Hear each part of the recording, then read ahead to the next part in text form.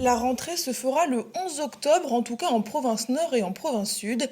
La province des îles, contrainte par les transports, aura un calendrier spécifique. Lundi, ce sera donc la pré-rentrée pour les enseignants et dans les crèches. Ce n'est que mardi que les collégiens et lycéens retrouveront les bancs de l'école. Priorité pour les classes à examen, mais la rentrée sera progressive. Les classes seront divisées en groupes. Les enfants seront tantôt en classe, tantôt à la maison. Chaque établissement aura son propre calendrier qui sera communiqué aux parents dès la fin de semaine. En revanche, pour tous, le masque sera obligatoire et les classes devront fermer une semaine si 3 élèves sont positifs au Covid-19. Pour les maternelles et les primaires, la rentrée se fera une semaine plus tard, le 18 octobre. Ici aussi, chaque établissement aura son propre calendrier, mais ils suivront la logique des plus jeunes en premier, les plus grands rentreront les derniers. Les masques seront obligatoires pour les adultes et pour tous les enfants dès le CP. En maternelle, les classes fermeront 7 jours si un cas est détecté parmi les élèves, 3 cas dans les classes de primaire. Dans tous les établissements, les cantines resteront ouvertes pour les examens. Les mesures annoncées doivent encore être validées par le ministre. Pour l'heure, les épreuves écrites devraient toutes être transformées en contrôle continu. Les épreuves orales devraient être maintenues. Enfin, pour les dates de Parcoursup, ce sera du 13 au 20 octobre, dernier délai.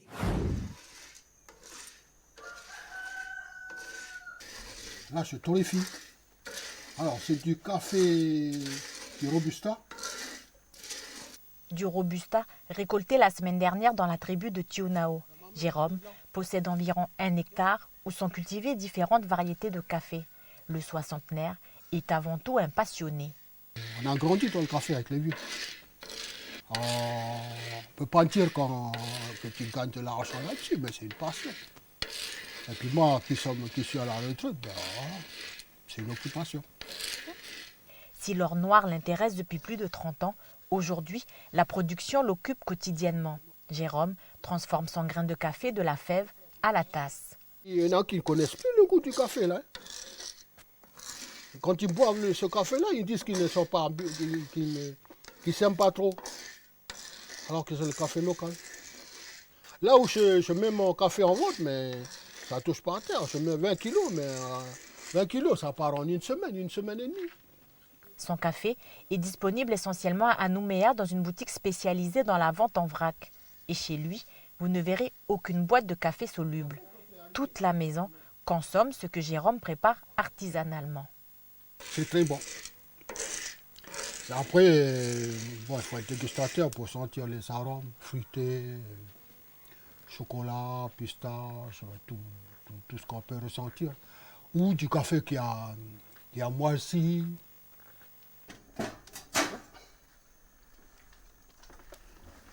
Ah mais c'est un couvercle de marmite en fait. En fonte.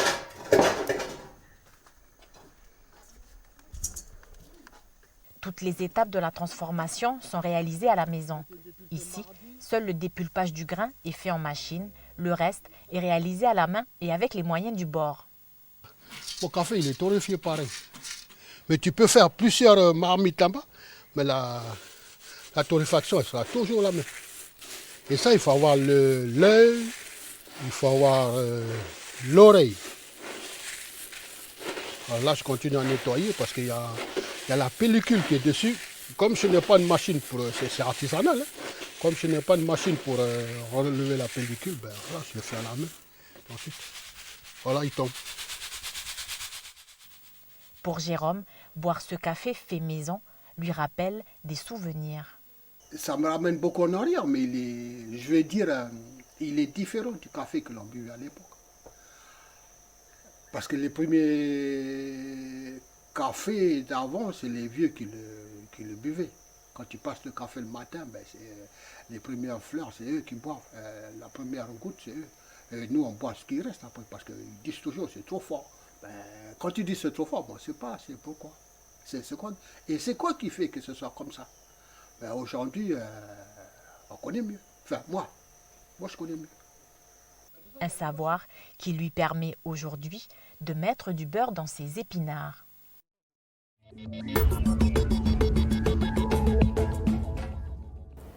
Le 11 octobre se déroulera la pré-rentrée des personnels et les élèves pourront rentrer dès le 11 au soir, donc c'est le lundi au soir, dans les internats, pour ensuite rentrer de manière progressive. Le gouvernement a décidé de maintenir son calendrier malgré une situation sanitaire encore tendue. L'annonce ne fait pas l'unanimité. Sur les réseaux sociaux, nombreux parents ont partagé leur inquiétude. C'est également le cas pour Johanna du côté de Touo. On veut bien les envoyer, mais d'un côté, on a une crainte. Et toi, tu penses quoi de la rentrée? Moi, je pensais pas qu'on allait rentrer maintenant à l'école. T'as des craintes? Ouais. Gianni a un schéma vaccinal complet, mais s'inquiète car il sait qu'il peut être asymptomatique. Il y en a qui ne sont pas vaccinés dans ma classe. Et puis, ça me fait peur parce qu'on ne sait jamais. Alors que le confinement est prolongé de 2 semaines, cette décision est confuse pour les parents. Johanna, elle, s'interroge pour l'internat. J'attends qu'ils nous envoient comment les enfants ils vont rentrer. Donc s'ils ne sont pas nombreux, c'est bon. C'est pas... Voilà, après, il y a toujours des appréhensions. Hein, on peut pas... Donc on se pose toujours des questions, mais après, il faut s'adapter, quoi. Si l'organisation dans chaque établissement reste encore à définir, le masque est en revanche obligatoire dès le CP et théoriquement à la charge des parents. Erika est coiffeuse et esthéticienne. Ouvert depuis 3 mois, son salon pourrait déjà fermer ses portes. Un coup dur pour la jeune femme. Son activité ayant débuté depuis moins de 6 mois, Erika ne bénéficiera pas des aides de l'État, ni de celles du gouvernement et des provinces. Et là, ça fait 1 mois que j'ai rentré 0 argent et que je dois quand même sortir de ma poche, sachant que j'ai tout mis dans mon salon de coiffure et j'ai plus grand-chose comme argent, quoi. Donc ce qui me guette, moi, actuellement, c'est la faillite. Dans l'incompréhension, elle supplie le gouvernement de la laisser, elle et ses confrères, exercer leur activité grâce à un protocole sanitaire spécifique, comme lors du 2e confinement. On n'a pas un travail qui peut facilement propager le virus. Vu qu'aussi en faisant attention aux gestes barrières, en mettant une blouse, qu'on lave tous les jours, en désinfectant le poste de travail par exemple, en portant un masque, on peut continuer à travailler et faire attention. Fermées déjà depuis 4 semaines, les 2 semaines de confinement supplémentaires vont engendrer de lourdes pertes. Enfin, si vous accumulez, ça fait plus de 200 000, facile 300 000 de charges quand même, que je dois payer par mois, sans travailler en fait. En raison des risques de contamination trop élevés, le gouvernement s'est prononcé contre l'ouverture des salons de coiffure, commerce jugé non essentiel. Malgré les conséquences, Alice Dimeo, la présidente de la Fédération des coiffeurs de Nouvelle-Calédonie, comprend parfaitement les décisions prises par l'exécutif. Les coiffeurs qui font un domicile en ce moment chez eux, ou quand ils ferment le store, ils sont enfermés, ça s'appelle un cluster. C'est comme ça qu'on prend des risques. Alors certes, il y a l'argent d'un côté, c'est le capitalisme, mais il y a aussi la santé publique. Inquiets des perspectives économiques floues, certains coiffeurs et coiffeuses exercent leur métier en toute illégalité. Alors, il y a énormément de personnes qui travaillent clandestinement en coiffure. C'est tentant, on rentre 0. On a forcément besoin de manger, besoin de payer nos loyers. C'est tentant de gagner quelques billets, mais ce n'est pas comme ça qu'on fait un effort collectif pour la santé de tous. Environ 1500 professionnels des métiers de contact, directs et indirects, attendent la réouverture de leurs salons au plus vite. Le gouvernement envisagerait une réouverture des commerces dits non essentiels dès la semaine prochaine.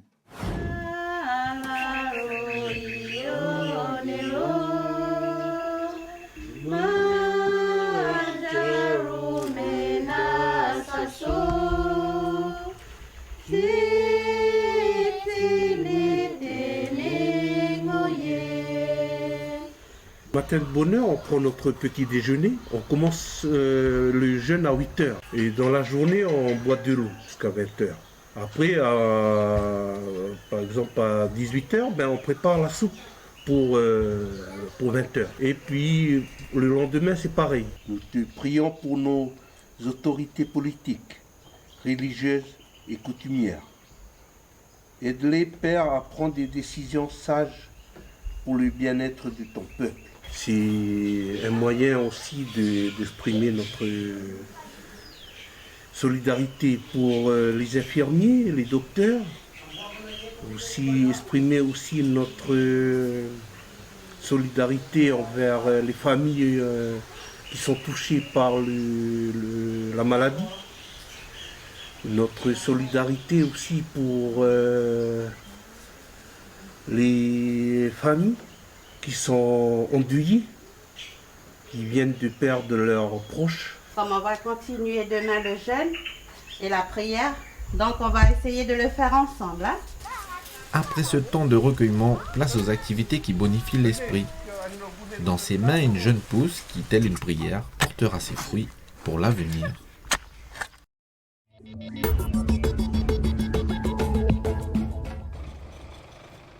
Regarde debout. Faites attention. Merci. Allez, partagez avec les grands-mères. Merci beaucoup. Que Dieu vous bénisse.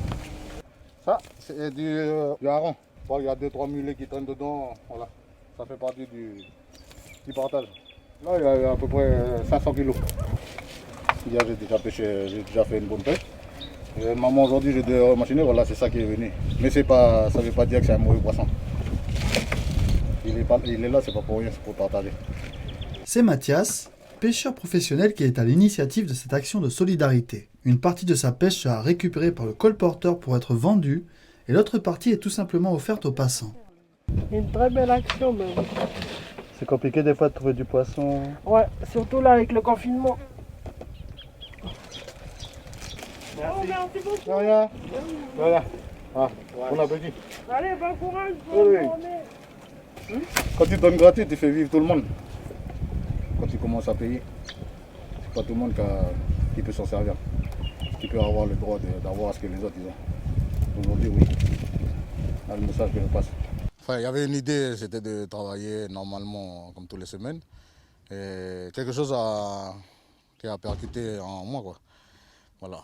C'est comme tout le monde qui font aussi, parce que tout ce qu'ils font, c'est avec le cœur. Du coup, c'est pas un mauvais poisson. Voilà. C'est pas tout le monde qui l'adore, mais dans des moments comme ça, tout le monde va l'adorer. Tout le monde va aimer ce poisson. Voilà, c'est un poisson qui n'est pas trop, comment dire, dans le monde du business, il ne passera pas. Mais le monde du partage, il va passer. Voilà. C'est mon but aujourd'hui, de dire que voilà, faut pas lâcher. Faut pas lâcher, il faut toujours avoir de l'espoir, toujours espérer. Merci, bonne journée. Bonne journée.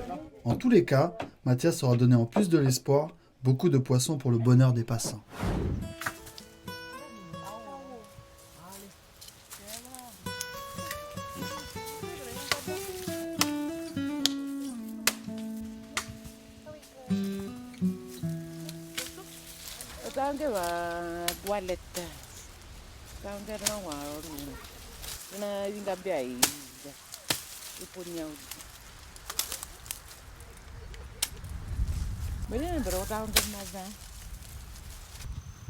Linengo buge karinya. Ninyo wane no wale lirbo. Ba una na wa yembra kari. Eta mengo. Ba una wa kwalet. Ai. Sela.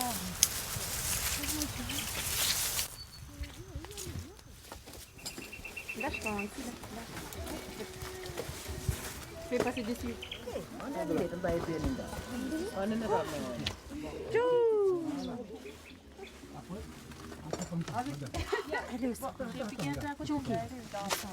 Nhiều tầm bè nhà bè nhà tầm nhiều tầm bè đó thì trừ làm đồ máu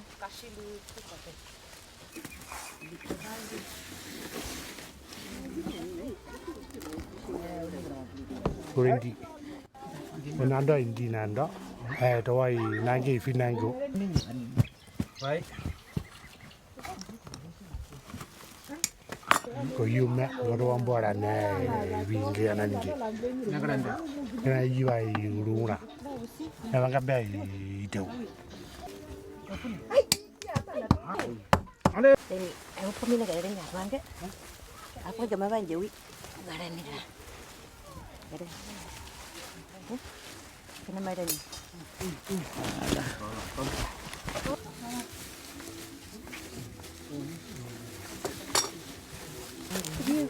Nanti nak wau ni gato bata bumbanda. Abu tampang kau rindu ni. Anu wau ni ya tampui me. Anu tampang kau rindu. Toi, c'est joli quand c'est plié comme ça. Oh, déjà.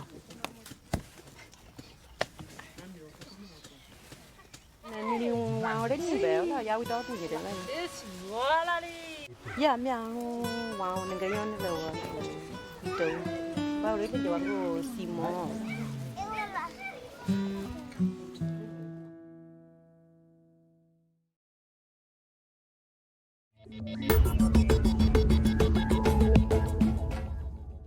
Yannick est infirmier à domicile depuis quelques années.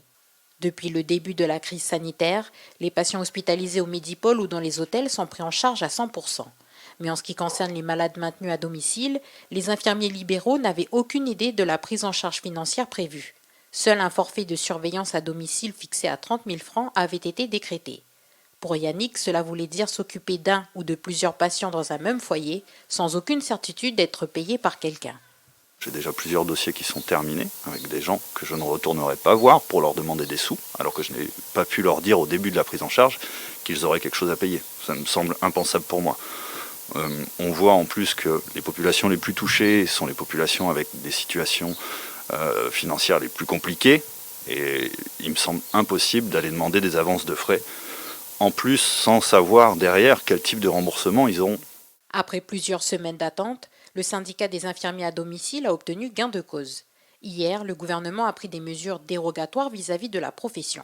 Autrement dit, le forfait a été supprimé et les soignants appliquent désormais un tarif à l'acte effectué comme ce qui est fait en France. Le financement sera pris en charge par le Fonds autonome de compensation en santé publique. Une bonne nouvelle qui ne règle pas tout.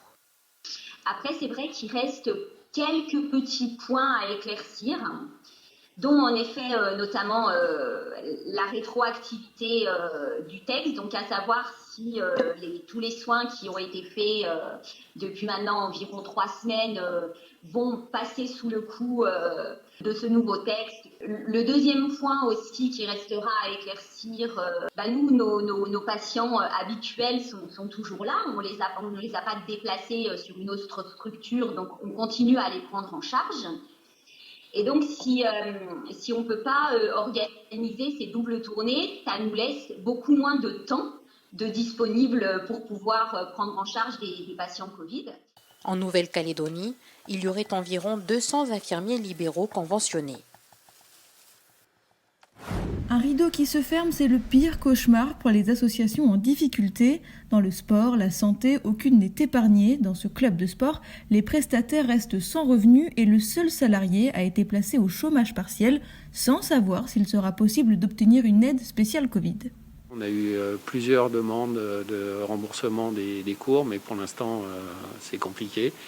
Inquiet, on l'est tous forcément un petit peu. Par contre, si effectivement en décembre et en janvier, on n'a pas la possibilité de faire les stages qui amènent énormément d'enfants à venir découvrir la planche à voile, là, ça sera vraiment très très compliqué sans aide de l'État ou de prêts bancaires, si ça devait être le cas.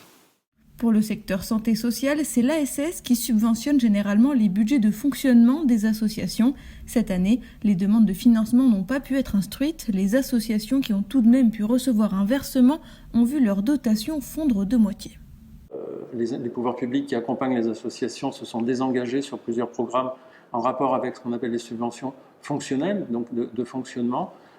Et de ce fait, la vie associative est très impactée. Donc on se positionne encore sur ce qu'on appelle des appels à projets, mais qui sont très ponctuels et qui n'ont pas toujours lieu. Depuis le début de l'année, on est sur nos fonds propres. Il y a la situation de la mise en place d'un nouveau gouvernement, de la recomposition du conseil d'administration de l'agence sanitaire et sociale qui ont nécessité un temps certain. Et je pense que ça pèse assez lourdement sur le fait que nos subventions n'ont pas pu être initiées. Alors on a une salariée, donc c'est ce qui rend la situation plus difficile. Et puis on a surtout une population qui nous attend sur le terrain. C'est l'heure des derniers préparatifs pour Maxime. L'adolescent s'envole dans quelques jours pour ses premiers championnats de France, destination Narbonne. Je l'ai appris il y a 2 jours. Wow. Donc ouais. La pression, le stress qui commence à arriver. J'ai jamais vraiment navigué autre part qu'en Calédonie. Je sais pas vraiment à quoi m'attendre. J'ai regardé quelques vidéos de là-bas pour comment c'était, mais un peu de pression, ouais. Crise sanitaire oblige, son entraîneur ne peut pas l'accompagner, qu'à cela ne tienne, c'est David, son père, qui l'épaulera, une belle aventure père-fils. Je suis loin d'avoir le niveau du championnat de France, moi. Voilà, donc je ferai de mon mieux pour accompagner mon fils sur cette étape. Très fier, ouais, ça sera un bon moment de partage, d'échange, et puis ben voilà, accompagner son fils jusqu'au championnat de France en lui ayant fait faire ses premiers bords à la plage de Magenta alors qu'il ne savait pas encore nager. Donc ouais, je suis fier du fiston. Ouais.